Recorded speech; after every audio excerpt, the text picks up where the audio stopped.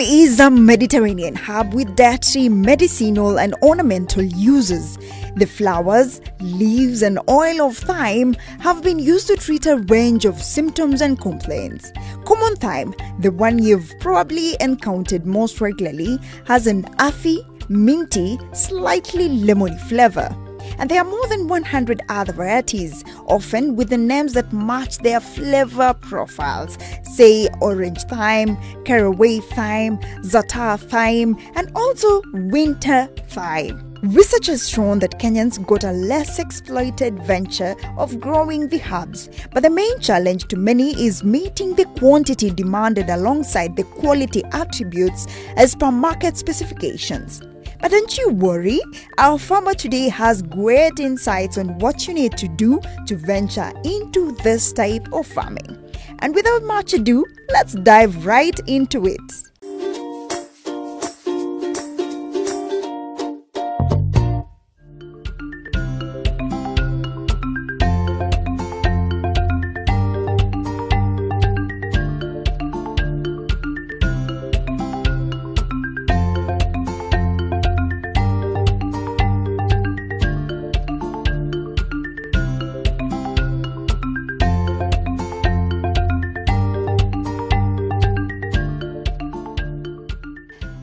Hello, welcome to Kilimo and Biashara show, and as you know, this is a show that brings you different types of farming methods and all emerging trends in the agribusiness world.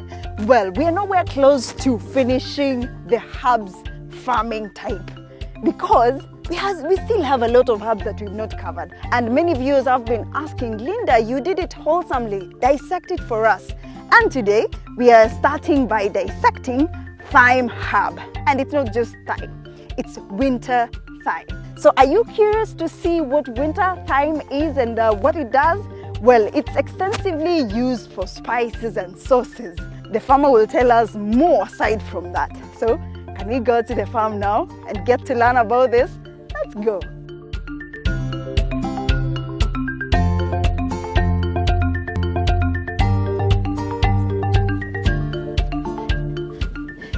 Gabriel! Hi, Linda. There is so much activity happening here. Oh, thank you. Habari zenyu? What's happening here? We are preparing the beds for planting the seeds of the thyme. And we have my team here doing the preparation. I'm doing this with them. So the bed was already prepared a week ago. Oh. We put goat manure. Then now we are doing the seed planting for thyme. Your farm is so clean, but I see the other side is very bushy. How did you decide to settle in this area? I came here, I was looking for land, and I settled in this particular land because of the red soil. It's very fertile and very nutritious to the plant.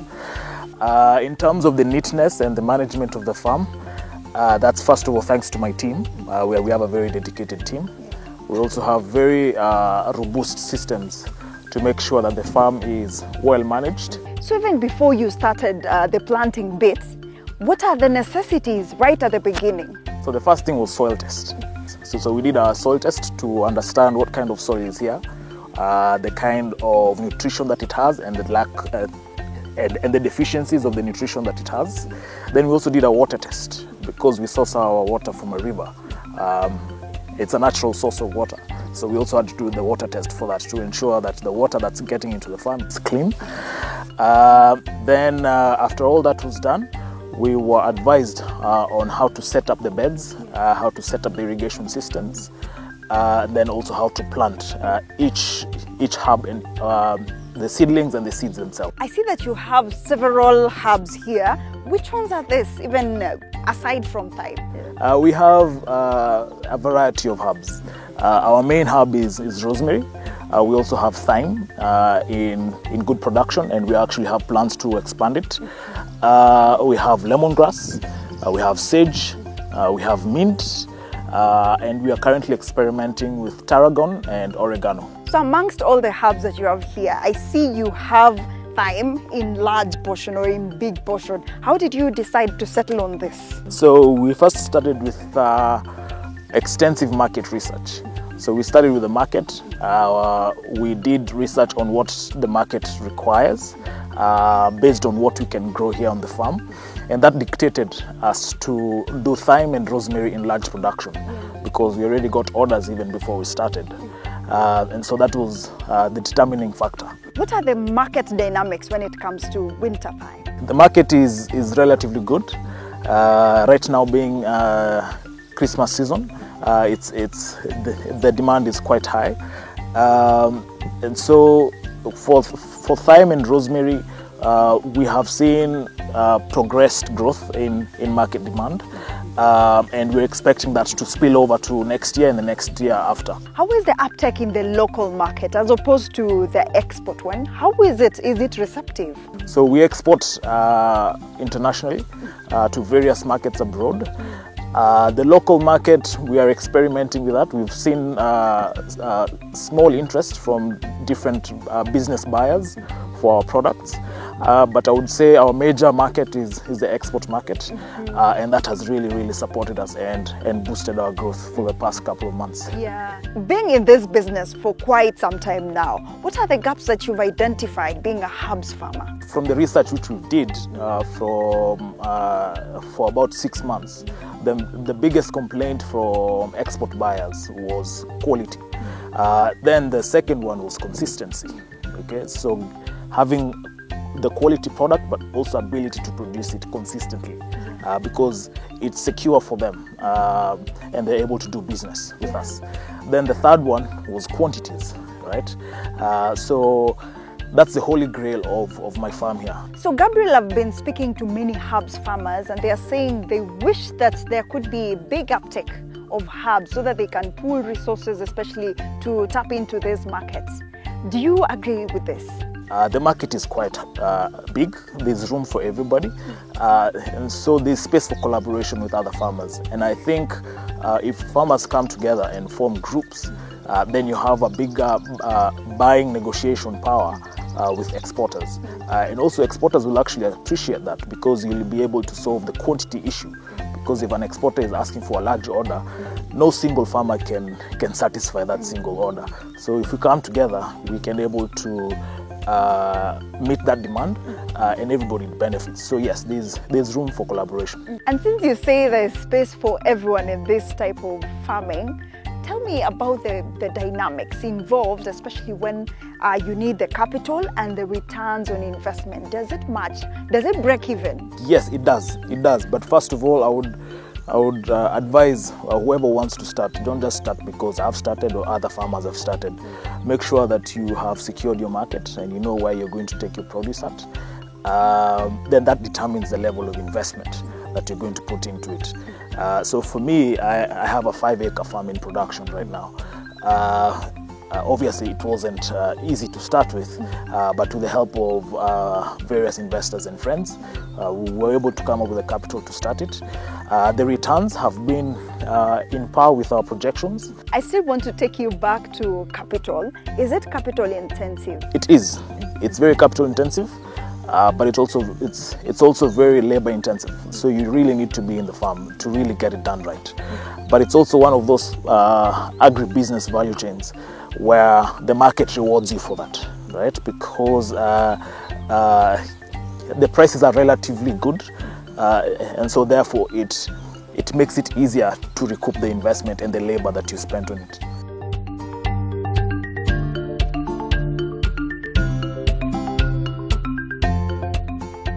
So we go to the other side? Thank you. Welcome. Okay.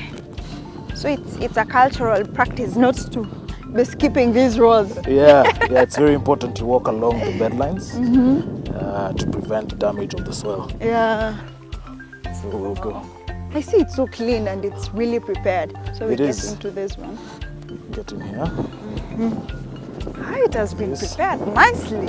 Yeah, very well. And my capable team. The red soil is really nice for this. Oh, it is. Speaking of red soil, it's very soft because it's moist. So the soil is very easy to dig even with your finger. Yeah. But usually if it's hard, we usually use the knife. Yeah. Let me cross over to that side. Please do. So that I can plant from the side. Wonderful. Thank you. So where are the seeds? The seeds are here. Emmanuel, please pass me some seeds.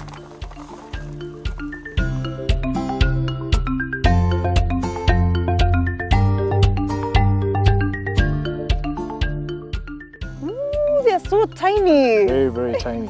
So the way they're so tiny, do you broadcast it like this or you just plant just in the holes? Yes, we have to put in the hole that we prepared.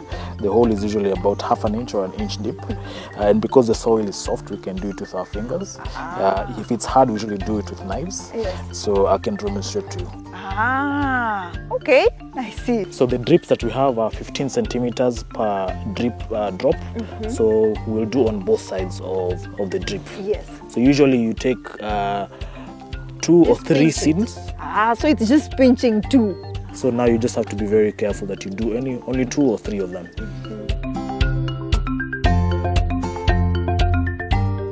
Let's see, let's plant here. Like half the finger, yeah? Yeah, half the finger. Yeah, and then 15 centimeters. Yeah. Yeah. Along the drip shot. Along the drip shot. Yeah. This is so easy. There, you're doing it so well. Yeah, I've gotten used to this. Expert. It's also, your soil is really nice. Yeah, it's very soft. So you said we take just 2. A small pinch should grab about 3 or 4 of them. Yeah.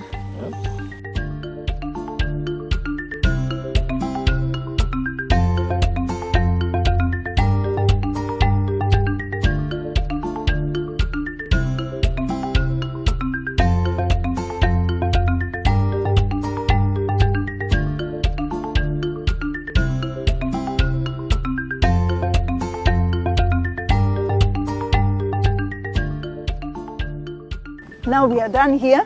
How long will it take? It takes about 7 to 14 days depending on the soil and the climate. Yes. For us in this farm, it takes about 10 days to germinate and then about 3 months to maturity.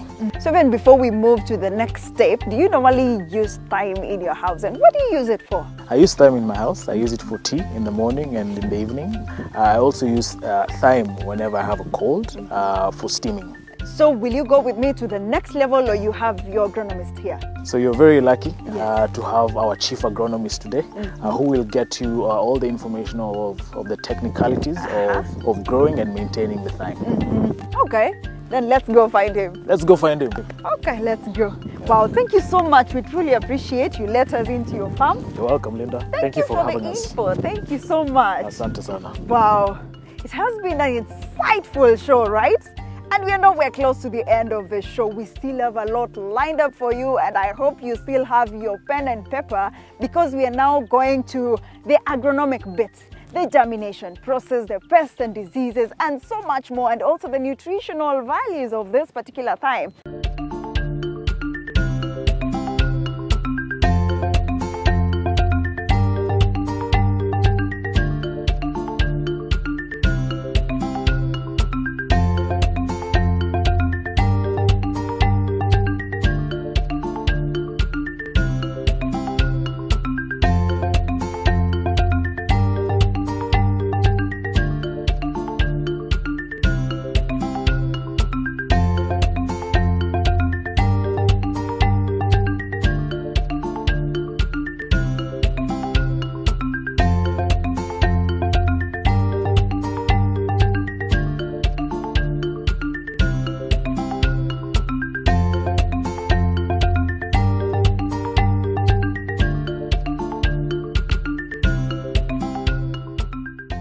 Thyme, either fresh or dried, pairs well with meats of all kinds: chicken, stews, soups, eggs, pastas, vegetables and beans. Fresh thyme is nice with fish and seafood. Think of thyme when you're making lasagna, sauté or roasting vegetables, roasting chicken, pork, lamb or beef, and making any sort of potato dish. And if you're worried about how to store it, well then, fresh thyme keeps for between a week or 2 weeks. If you need more time, you can freeze or dry the leftover sprigs. Dried thyme retains the best quality for about 6 months to a year.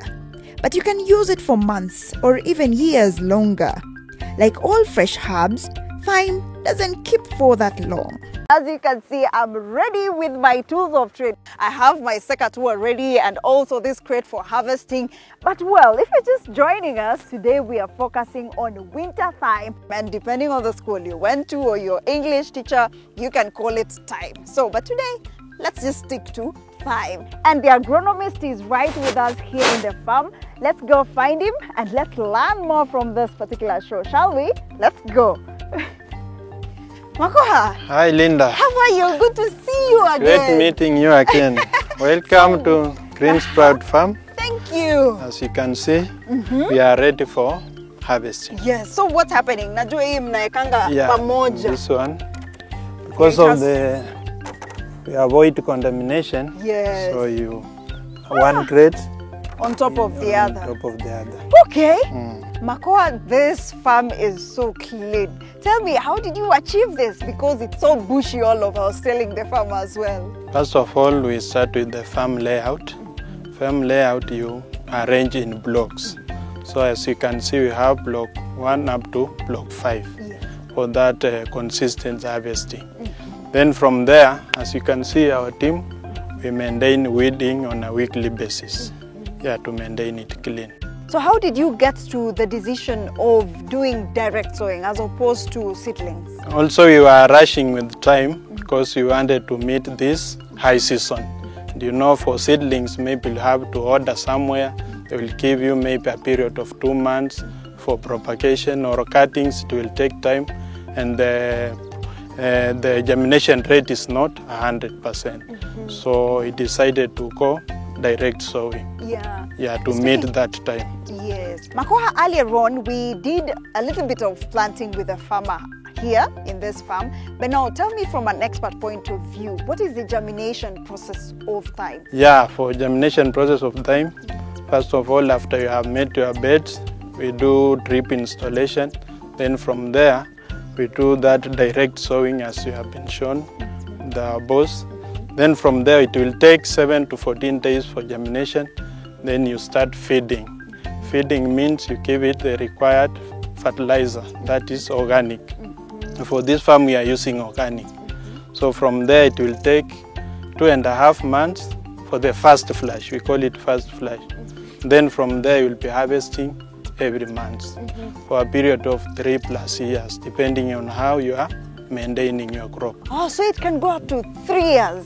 It's a perennial crop. Makoha, I know herbs really needs good tendering, but tell me, what are some of the cultural practices that has to be, especially in thyme farming? The cultural practices, mostly you need to make it free from pest to avoid the pest.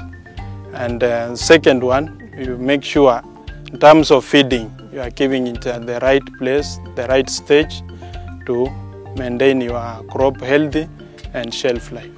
Speaking of feeding the crops, what's a good feeding regime for thyme? We have that stage of germination. When it's still young, it needs high phosphorus for germination.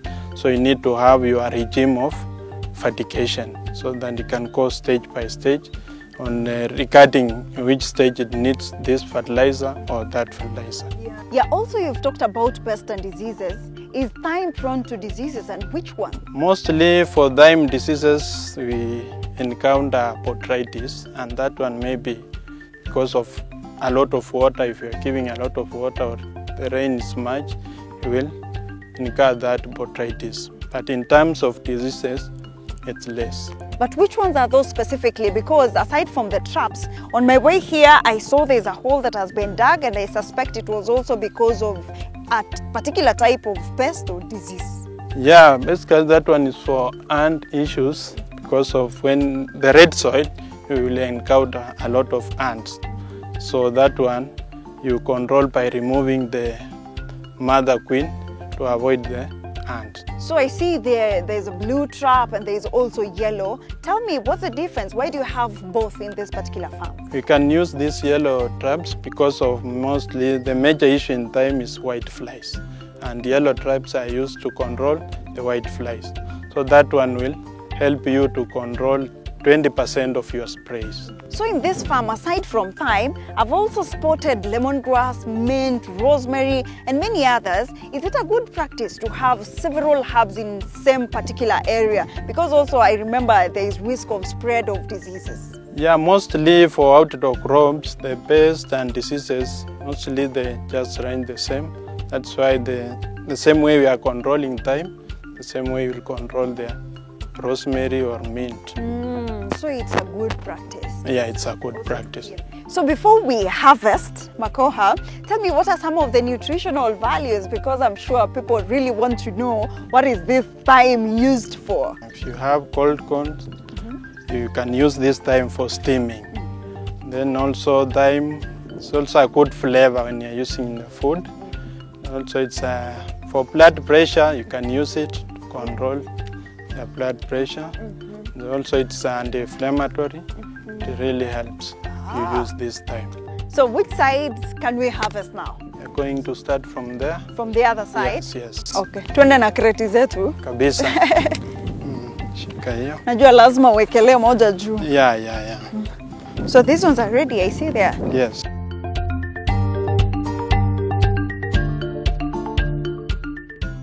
So shika wekelee. Iko chini. And this one. You can have this sekatua. Yes. We have mine. You have the rubber band. I need the rubber bands. Yeah. Lazima nizifunge hapa. Yeah, unaweza weka kwa mkono hivi. Okay. Tuanzie hapa. Yeah, tuanzie hapa. Taki ni harvest kivyangu. Yeah. So and it's smelling so nice. Oh yeah, it has a nice aroma. It has a nice aroma. I like. You just inhale it. It's stress-free. It's stress-free. It's so therapeutic. Yes. Yeah. Cut like that. Don't press much. Just the size of your hand. Yes. Then you put rubber band. Okay, I can help with this side. And then. So, as you harvest there, yes. also harvest from this side. Also harvest yours. Yeah, but you're such a fast harvester. Unazikata mbio mbio. With time, you just used to. Yeah, you get used to it. Yes. I hope I'm harvesting well. Yeah, you are doing well. Then you'll grade later. Yeah. Unajua hizi herbs. Yeah. Lazima zigradiwe. Yeah, kulingana na specification from the client.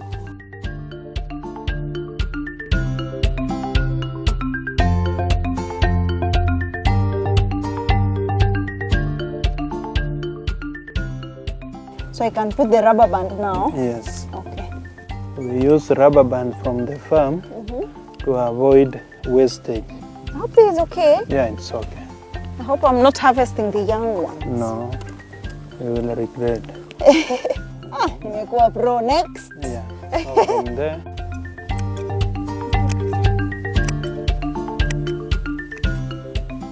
So this is what I was telling you about the botrytis. So this one, you won't harvest this one. Yeah. Okay. Yes. Oh, you're very keen. Yeah.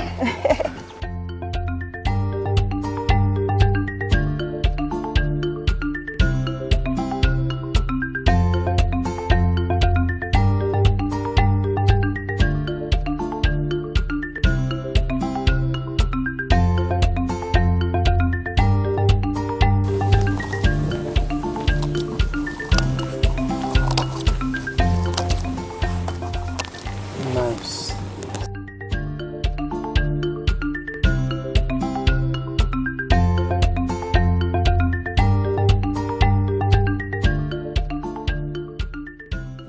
Oh, it smells so good. Yeah, I'm sure your so client will be nice. so happy. Yes. And I will be carrying some as well. Yes, no problem. But thank you so much. The land is so beautiful. You've done an amazing job. Welcome. Just like every other time. Thank you very much. Thank you for creating time Thank for you us. for Cheers. visiting us. Yes. Thank you. Wow. It smells so good. And you know, today I'm not harvesting much because the friends I have around, they've been having a weird flu going around, and I'm going to test this with them. And remember, the agronomists say that it's anti-inflammatory, it helps the cold, so you can steam with it. Yeah? So I hope you've learned something today about this particular herb you can venture into, and it doesn't need much. You can try this as well. If you're doing other herbs, you can as well think of incorporating thyme into this. Thank you so much for being part of the show. My name is Linda Koskei. See you again on Friday with yet another exciting episode. Cheers.